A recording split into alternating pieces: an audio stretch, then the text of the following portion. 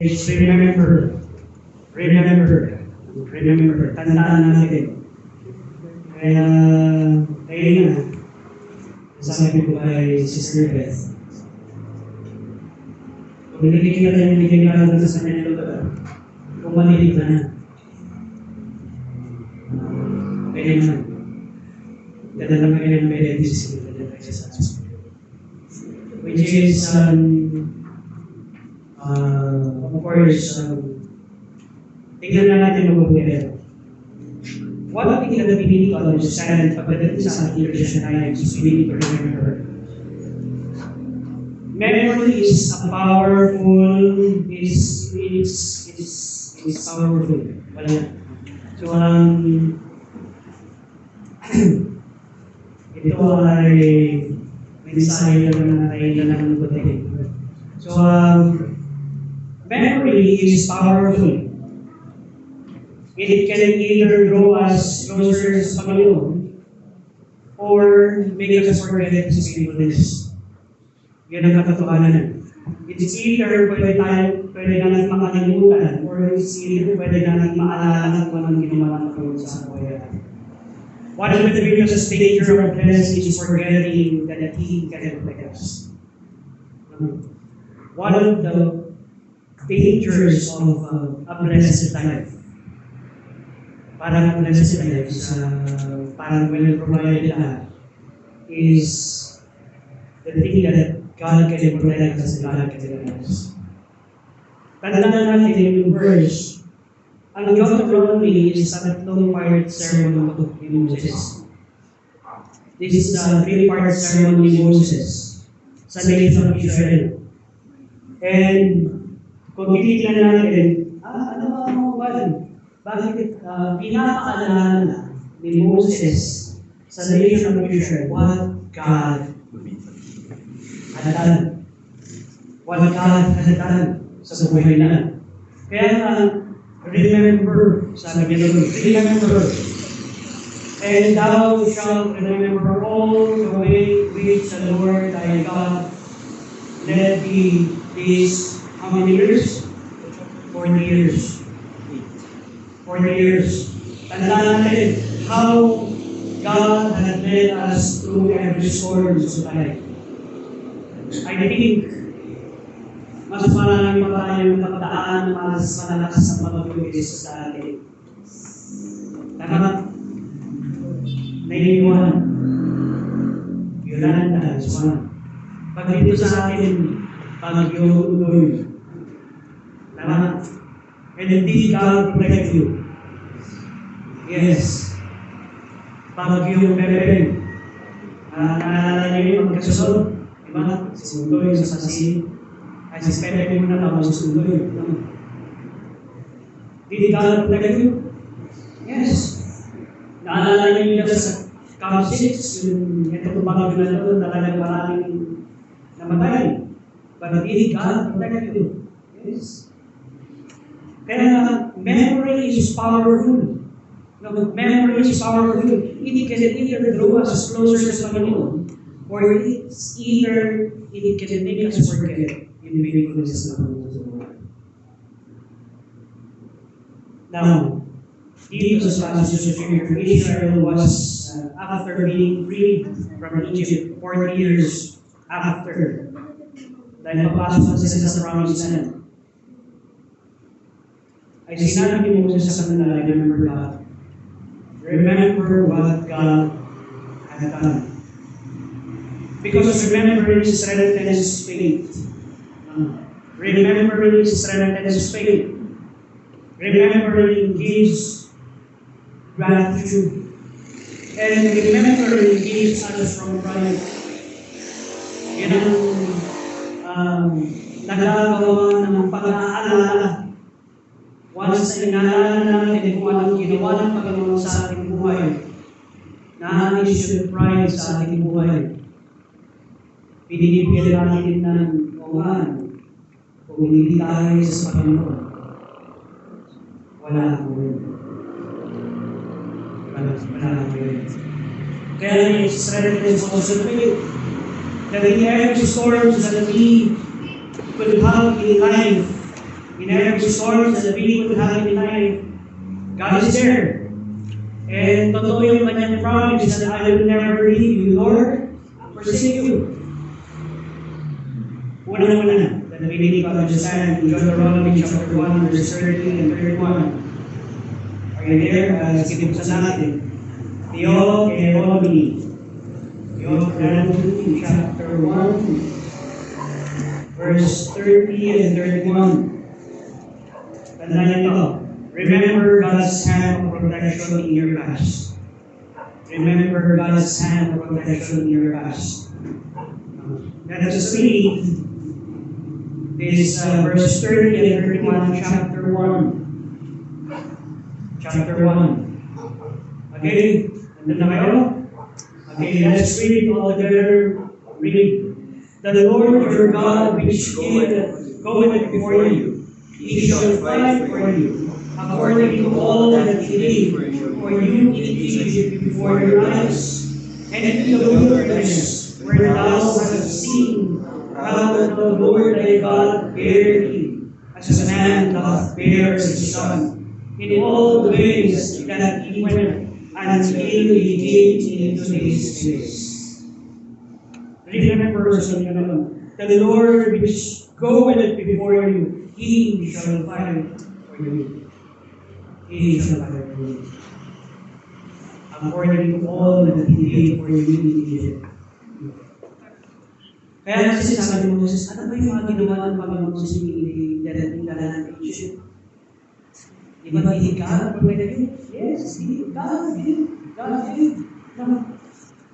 Kaya here, God reminded the nation of Israel that He carried their fathers, His child, even when they didn't see it. Hindi mo nila nakita yun, pero pinuha sila ng Panginoon. God will carry them. There are times where that hindi natin nakikita that God will protect us. Tama ba? Hindi mo kailangan ipakita ng Panginoon kung paano tayo pinuprotect ng Panginoon. Right? Ang kailangan natin para every day ay nandiyan ang protection ng Panginoon.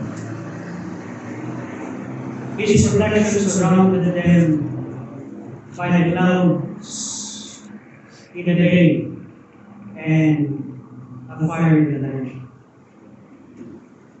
Pero cloud in the day, habang sila naglalakad ay binibigyan sila ng hiling ng Panginoon. It's a wilderness, talagang mainit doon, pero there is a cloud in the day. And to protect them at night is nagkaroon ng pillar of fire to protect them from what? Wild animals that can eat them. Can God protect them? Kaya in life, let us remember that the Lord or God goeth before you. Bago pa dumating yan, nauna na siya. Nauna na ang Panginoon. Bago pa dumating yung mga bagay-bagay sa ating buhay, nauna na siya.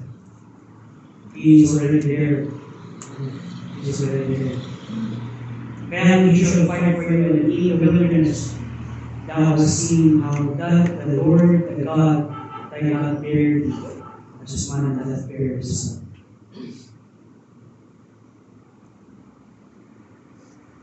In life, when you remember, pag ating naalala yung protection ng Panginoon in our lives this moment, from accidents, sanitation, sickness, emotional battles, it strengthens and serves us more sa Panginoon. Diba? When you remember. Kaya, kahit ang isang tao na nakakaranas ng diabetes siya, hindi pa rin niya makalimutan kabutihan. Makalimutan niya na kamag-anak niya. Makalimutan niya kung sino ka. Pero hindi niya makakalimutan ang ginawa ng Panginoon sa sarili ko.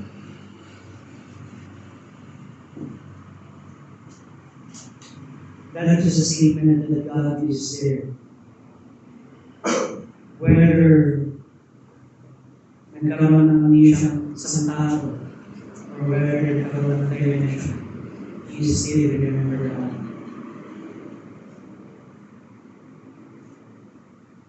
Napansin niyo ba yun sa mga may dementia na ano? Makalimutan na lang pero hindi niya nakalimutan ang Panginoon. Bakit rin? Kasi siya talagang inisip our deity that God is here. Never let forgetfulness rob your gratitude. Never let your forgetfulness rob your gratitude. Yes, grace is coming storm. Yes, darating mo sa storm na ito, malalakas. But let us remember, when you experience the 1990 earthquake, sasabihin na ng mga Asian analysis. When you remember 1990 earthquake, grabe ang nangyayari during that time. Pero God is still with us. Kung tatanungin pa yun, saan natin pa yan ng 1990? Di ba yan? Saan natin ng 1990? Sa Baguio. Dito. Sa baba ng tanong.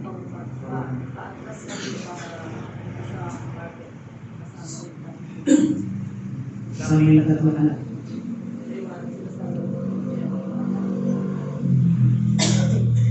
Hindi ka para sa sanay na sanay. Ito nakalabas ng gate. Pero nakita ko, parang may malakas na hangin. Narinig ko. Pero sa kayo doon, ang hangin.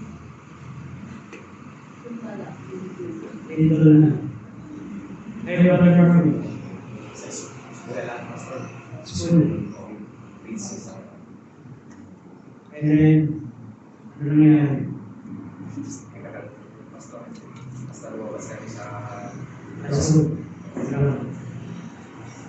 Kaya pastor.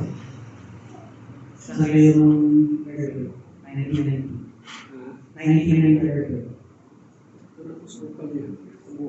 Sa Bohol. Ay, Julie. So, wala naman natagalan. Nadalanan yung mga sasabihan. Pumasok na din. Ang nakalabas, pagpusok ng nakikipag sa sarili sa isa. At kulang siyang bigyan na isang dati kami ng pang-misis. Nakikita ko yung usok na mga. Nakalabas na kayo sa mga Kasi ang bibigyan ko sa buwan. At ang lupa, gano'n ang tagbuk yan sa kapag gano'n. Kaya pag nakatayo ka, matutumba ka. Kaya hindi ka makatayo na maayos, mahihili ka pa. Kasi after mga pag-gano'n, ang isip ko. Si Manong Jangan saan na nag-earthquake? Sa Bernam.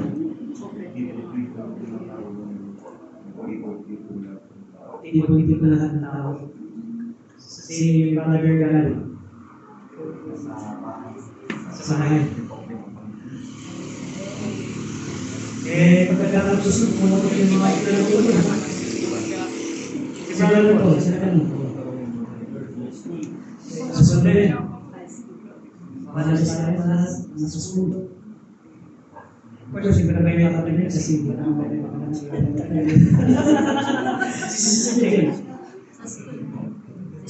Sa school. Bata-bata pa si Sister Lynette. Hawak-hawak ko si Jordan. Ay, hawak ako. Nahulog yung mga motik. Konti. Sa bahay. If we would remember those days, kung tatandaan natin yung mga bagay-bagay na yun, God will protect us. God will protect us. How much more will God protect us from this kind of stuff? How much more will God protect us from this kind of stuff? Kaya, let us remember how God protected us. Pangalawa, remember that His protection is both physical and spiritual. Tandaan natin na yung protection ng Panginoon ay both physical and spiritual. Let us open our Bibles in the book of Psalms 121, verse 7 and 8. Psalms 121, verse 7 and 8.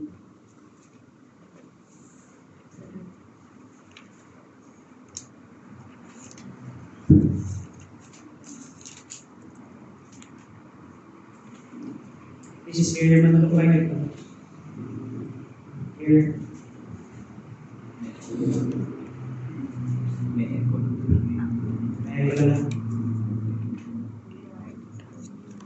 Psalms 121, verse 7 and 8.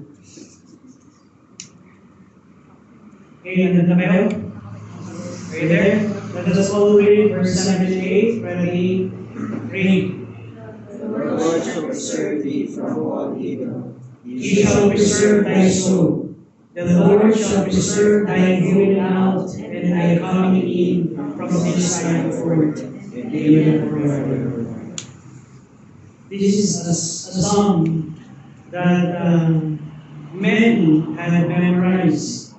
I will lift up thine eyes to the hills from whence cometh my help. My help cometh from the Lord which made heaven and earth. He will not suffer thy foot to be moved. He that giveth thee will neither slumber nor sleep.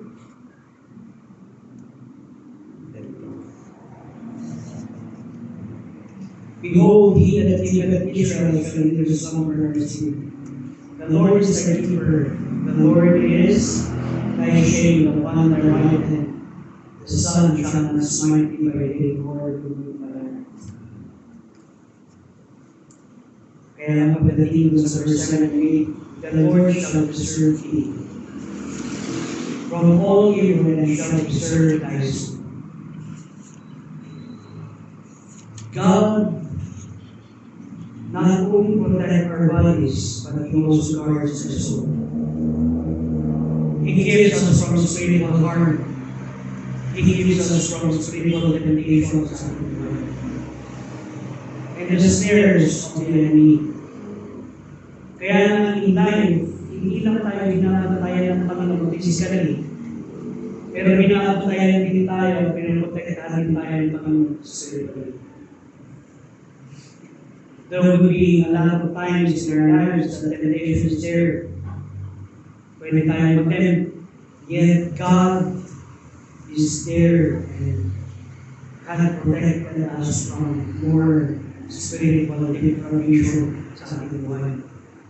More spiritual, sabihin mo na downward sa ating buhay. Hindi niya hinayaan na tayo ay totally ma-depressed. At hindi niya din tayo hinayaan na totally na mawala ng pag-asa. Meron talaga na ipapaalala sa ating Panginoon how God is there to protect not only our bodies but also our spiritual body. A shepherd not only guards the sheep from wolves but also from wandering in danger. In the same way, God keeps us not just from what's outside, but what would destroy even our soul. Pride, bitterness, and fear. Kaya if you are alive today, if we are alive today, not only has God protected us physically, He also shielded our faith. Kaya nga, doon sa book of Ephesians, to shield the faith. Kaya nga, ang faith is a shield. It will protect us. The more that we have faith in God, the more that we need to see the protection ng Panginoon. The reason why God is coordinating us, and the reason why God is sabi mo na nilalagay tayo sa sulong ng Panginoon is for us to remember and us to have faith. Not in ourselves. Not in the pride that we have, not in the strength that we have, but for the Lord. This week, it's been a mixed emotion. But God has been there. God has been there. And let us remember, tandaan natin, sabi ko sa Panginoon, Lord, bakit mo ko naman binigyan ng mas malaking responsibility? Another responsibility.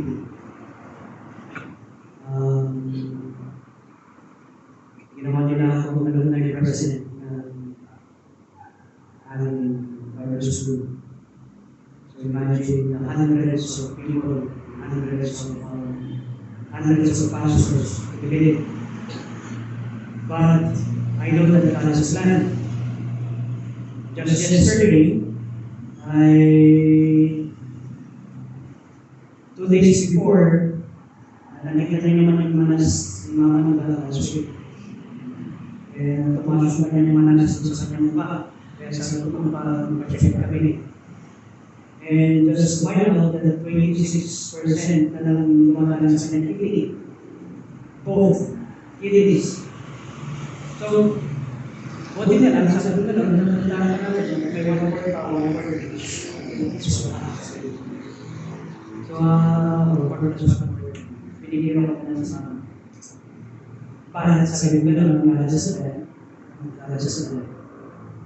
And, iwasan natin, sabi ng doktor, iwasan magkaroon ng dialysis. And, of course, let's just be pray. Let's just be pray. But God has a plan. God has a plan. Let's go to 1 Samuel chapter 17, verse 37. 1 Samuel chapter 17, verse 37. Of course, kamamayan ng kanyang kapatid sa Ili, kaya kailangan niya mag-ingat. Kailangan ng mag-ingat. Din sa kanya. 1 Samuel, chapter 17,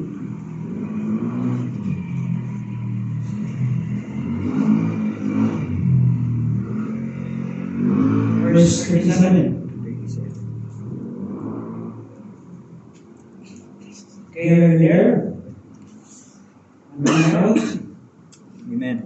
Okay, let us read it all together.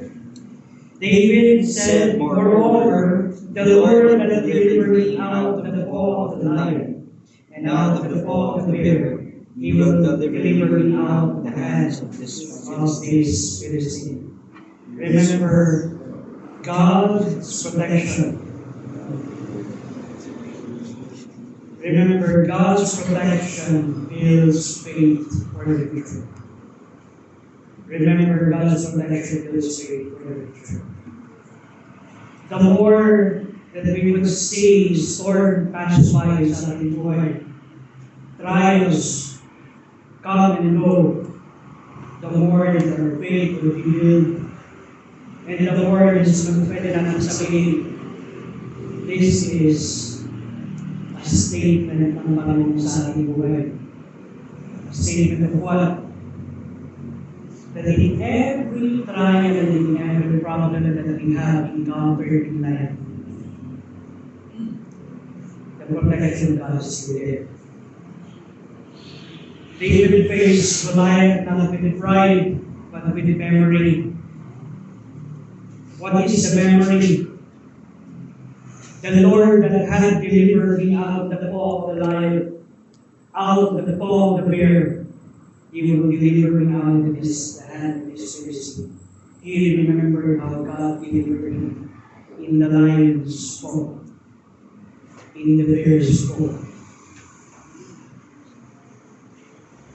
How much more will God deliver me with this Philistine, Goliath? Memory serves as a reminder for us that in any problems in life, God is there. You remember what God has already done.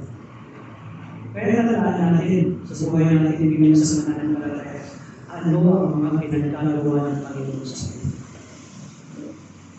Tama? Anong mga pinagkagawa ng Panginoon sa buhay natin? Can you remember? Can you remember your business going down and yet God will provide? God will protect you. Can you remember that you are on the brink of having no work, but in the right time God will give you? Diba? Can you remember the times that napakasakit na ng iyong katawan, ng iyong kaya na hindi ka na makabangon, and God will strength? Remember these things. Remember. When a soldier remember how he survived in the last battle, it gives him more courage to face it. Which is so, the more we remember how we survived and how God put us through, the more na naalala natin, God is there. God is there. Your past protection is God's receipt of faithfulness. Receive mo yan. Yung mga past protection natin sa ating buhay, it is a receipt of His faithfulness. Kaya when new challenges come, remind yourself, if God had kept me then, He will keep me. If God had kept me then, He will keep me. I'm sure, every time na lumalabas kayo this past few days sa bahay, tinitingnan na yung sky, ang cloudy. Makalakal ulan na ito. Let us remember, behind those clouds is God protecting us. Remember. Number 4, remembering leads to praise and worship. Remembering leads to praise and worship. Psalms chapter 103, verse 2. Psalms 103, verse 2.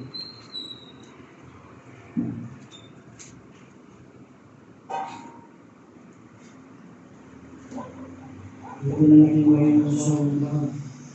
Bless the Lord, O my soul.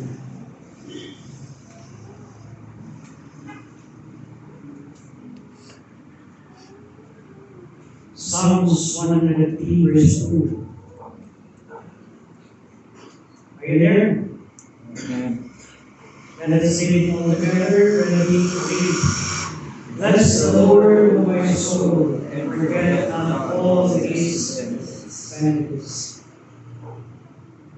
Remember the needs to praise and worship. David understood that worship comes from memory. We worship God because of what God has done. Nabibigyan natin ng papuri ng Panginoon sa ating buhay kung anong ginawa ng Panginoon sa atin.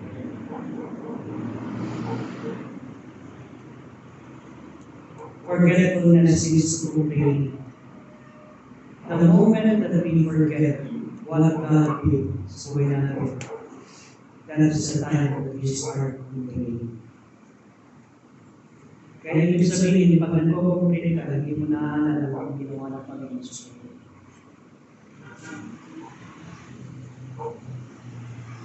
But remember the sins to taste you. Thank you. Kaya David understood that worship comes from memory. Kaya the song, bless the Lord, my soul. Pero yung verse, sound comes up. Time to sing your song again. Whatever may pass and whatever goes before. Let me sing till the sun goes down. Just so. Bless the Lord, my soul. Worship His holy name. Remembering these praise and worship, it will lead you to praise God. It will lead you to worship God. Na, Lord, ito yung mga nanadaan sa aking buhay. And I will go to praise your name. I will go to bless your name. Why? Tandaan natin ang worship is our response to what God has done. When a person looks back and sees how many times they were almost destroyed, yet God delivered them. Have you ever read yung anecdote ng footprints on the sand? Na nabasa sa inyo ngayon. Basahin mo. Ganda yun. Yung anecdote. Doon sa kanyang panaginip, may dream sa inyo. There were two set of footprints in the seashore. And when the time na talagang malakas yung hangin, malakas yung alon, and I look back, there is only one set of footprints. I asked the Lord, bakit po tayo na mahirap ay wala ka? No, wala ka doon. I only see one set of footprints. Siguro kung kasay sila ng mga.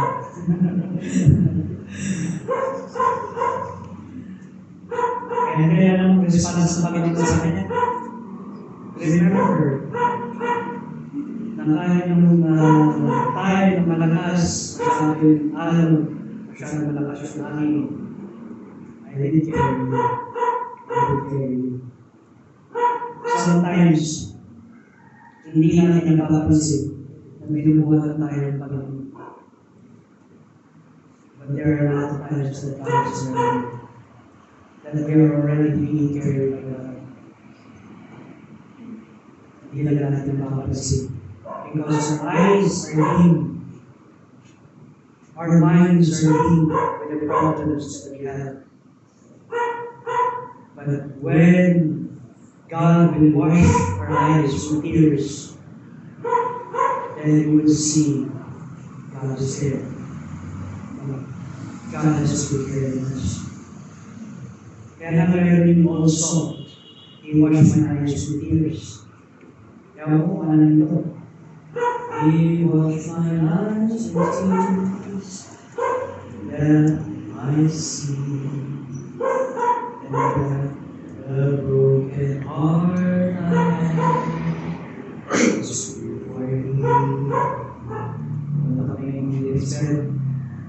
That's a beautiful song. Sometimes tears are a language God understands.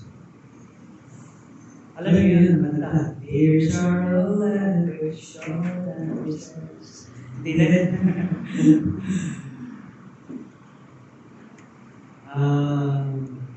Sige, puro natin yung tayo. Those songs are beautiful songs. And that would remind us of they remind tayo ng Panginoon. We cry, but yun natin is means that God will wash the dirt in our eyes for us to see. Na makita natin how God is powerful, how God is beautiful. Ito. Familiar sa ito when I cried.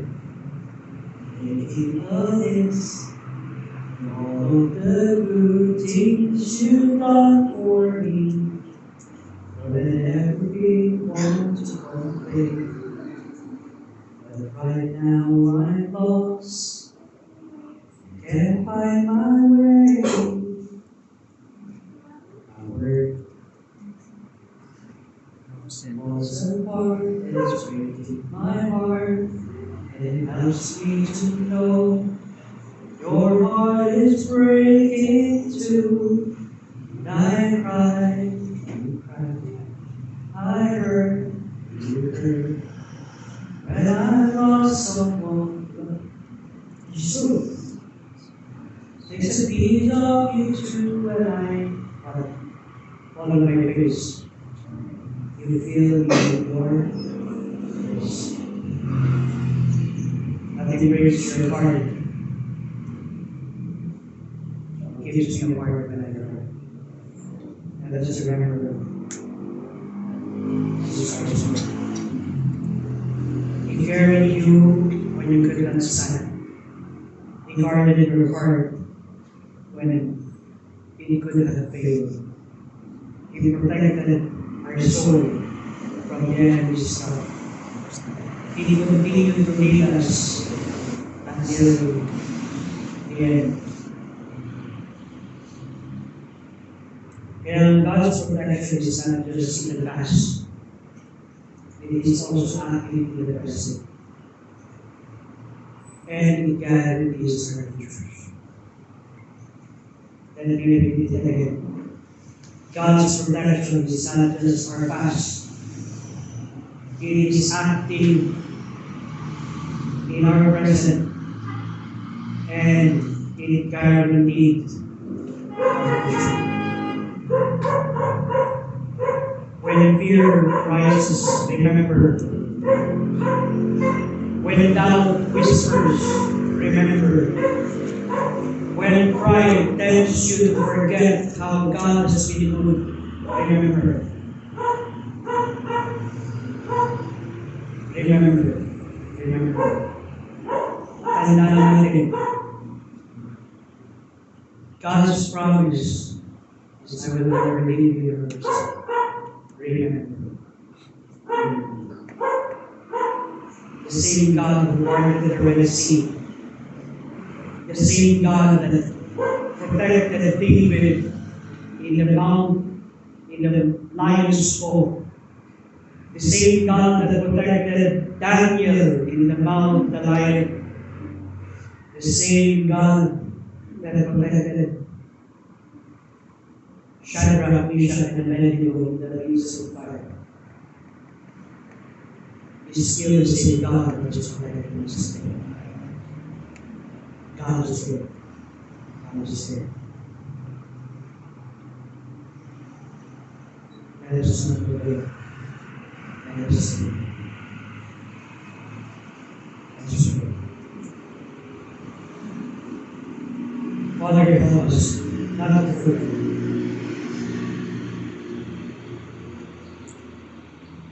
Not to forget your grace. Not to forget that in any situation in life, in any trials in life, you're there. It's true. And sometimes in our life, we tend to see the big problems that we have. But you're always there. Help us to remember. Help us, Sir God, to remember what we have done in our life. Help us to remember when we would take a look at your face, it will be worth it. Father, thank you, Father God, for everything that you've done in our lives. Thank you for your goodness. Thank you for your mercy. Thank you, Lord, for us, for this message, that we would remember the things that you have done in our lives. Help us, Lord God. And in this coming storm, in this coming typhoon, that our country will undergo, we do pray, Father God, for your protection to each and every one. We do pray, Father God, for your protection of this country. We do pray, Father God, for your protection of your people. We do pray, Father God, for the protection of each and everybody's soul. We do pray, Father God, for our weariness will turn into faith, that our fear will turn into faith. We could see your strength, we could see your power, and we could see your God, that you are always there to protect us. It is true that we sometimes in our lives are unfaithful, but you are unfaithful God. You are ever faithful. Your faithfulness is good. Thank you, Father God, for giving us this time. Thank you, Father God, for your goodness and mercy. Thank you, because you are our God. And you are our Lord. In Christ's name we pray. Amen. Let us sing the song of Jesus Christ.